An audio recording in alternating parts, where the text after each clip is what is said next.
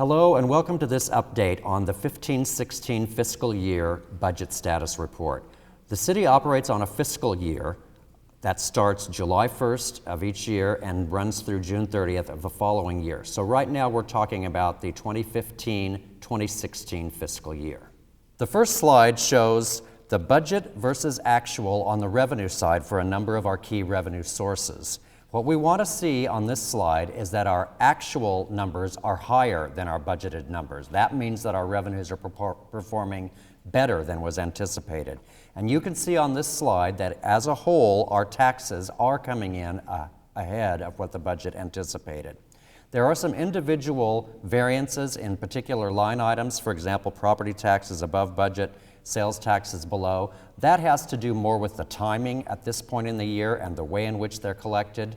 The important thing is to look at the numbers added together, and we are in good shape, and we believe by the end of the year we'll continue to be in good position.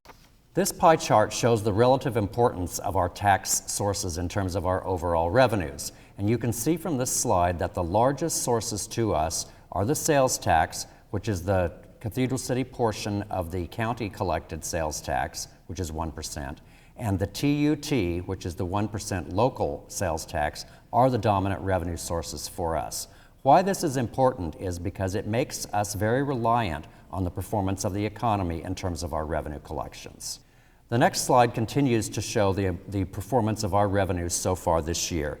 And once again, the actual number we would like to be higher than the budgeted number. In this case, it's a little bit less, but it's relatively minor revenue sources, and we do believe by the end of the year, these will all be in a favorable position as well. And the next pie just shows the breakdown of those revenue sources as well.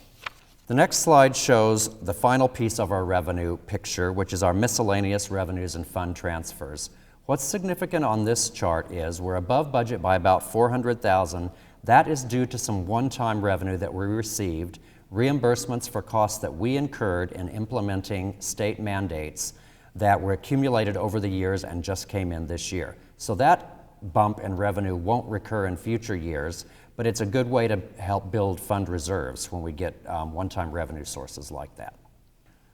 Finally, this chart shows all of our revenues added together, and it shows overall we're about 6% above where the budget anticipated that we would be halfway through the year. Even if we back out the $400,000 in one-time revenue that I just described, we're still over budget by about 4%. So this is a very favorable position to be in at this point in the year. The next pie chart shows where the revenue comes from in the city. And of course, most of it comes from taxes, and that's very common. Almost any city that you looked at their distribution of revenues, you would see the largest source being taxes. We also have user fees, permit fees, and things like that, and you can see the relative importance of those. This slide shows the relative importance of the expenditure categories in the budget, and you can see from this slide that the police department and the fire department make up by far the largest portion of the budget, about 66%. That's very common in a city that provides police and fire services to find that those being the largest expenditure categories. The next slide shows our administrative departments in the city, and we're comparing the budgeted expenditures for those departments versus the actual. And in this case, what we want to see is that the budget is greater than the actual, indicating that our departments are spending less than their budgeted allocation. And you can see that that's the case in every category on this slide, with the exception of the City Council. And that is primarily because the League of Cities annual conference and a few things like that occur early in the fiscal year. So we do believe by the end of the year, that one will be back in line, budget versus actual. The next slide shows our police, fire, and community development departments. Again, what we want is for the budget to be greater than the actual. And in police and fire, you see that there's a variance where the expenditures actually exceed the budget so far in the year. In the fire department, that's because we sent fire crews to battle wildland fires in Northern California early in the year. We will be reimbursed for those expenses, but those reimbursements haven't posted yet. So that one will be in line by the end of the year.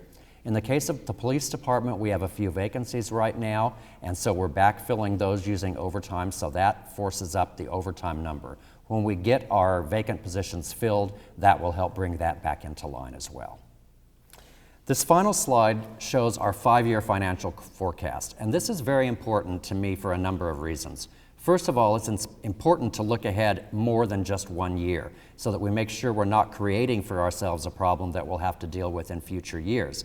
And what we want in every case is for our expenditures not to be greater than our revenues. And you can see on the green band, it shows the surplus or deficit. In every case, we have a surplus as we look into the future. They're not large, which means that we don't have a lot of extra money to spend, but it does mean that we're financially solid and able to afford our services into the future. It also shows our ending general fund balance in the gray band. This is really our savings account, and this is our hedge against future economic downturns or emergencies so that we have adequate reserves to cover those situations. The Council has adopted a policy of having a minimum of 1/3 of 1 year's worth of revenue, which is about 4 months worth of revenues, in the bank as a hedge against emergencies. And you can see that we will exceed that 33% target every year in the forecast period. They also have a challenge goal, which is to reach a 50% fund balance target. That's particularly important, as I indicated earlier, due to our heavy reliance on sales taxes in our revenue stream. The 50% challenge target is a difficult thing for a government to achieve because we have to first fund our day-to-day expenses and then still have savings to cause that number to grow. But you can see we are making progress towards that, and we're in far better position at this point than we were a year ago.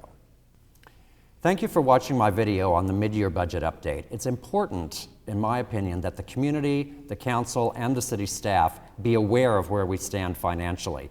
That's a key to making sure that we stay in good financial position. If you should have further questions on any of this information, please feel free to contact me and we'll make sure we get you the answers.